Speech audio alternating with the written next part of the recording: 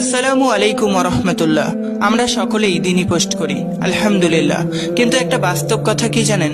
একজন প্রকৃত দিনদার নারী অথবা পুরুষ কখনোই দিনই পোস্টের ব্যাকগ্রাউন্ডে পর্দাশীল নারীদের ভিডিও কিংবা ফটো ব্যবহার করতে পারে না। আমরা কি কখনো এ বিষয়ে একবারও ভেবে দেখার চেষ্টা করেছি আমাদের দিনই পোস্টগুলির ব্যাকগ্রাউন্ডে কতগুলি পর্দাশীল নারীদের ভিডিও?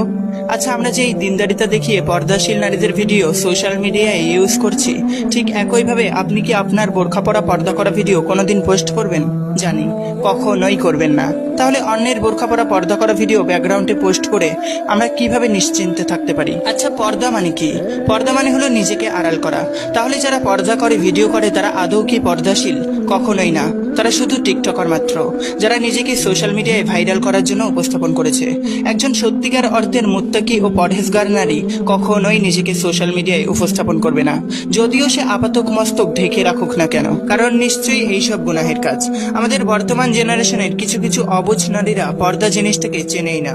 তারা পর্দাকে পোশাক মনে করে, তাই তারা এমনটা করে। কিন্তু পোশাক হচ্ছে পর্দার একটি অংশ। কোনো পুরুষ যাতে তার দিকে লোলুপ দৃষ্টিতে না তাকায়, তাই হিজাব, নিকাফ ও বোরখার মাধ্যমে নিজেকে আড়াল করে রাখা। আর একটা কথা ভালো করে মনে রাখবেন, বোরখার নাম পর্দা নয়। পর্দা হলো নিজেকে আড়াল করে রাখার ইচ্ছা বা চেষ্টা, এই চেষ্টাকেই পর্দা বলে। তাই নারীদের পর্দাশীল ভিডিও ব্যাকগ্রাউন্ডে কিংবা নিজের পর্দাশীল ভিডিও ফটো পোস্ট করা থেকে বিরত থাকুন।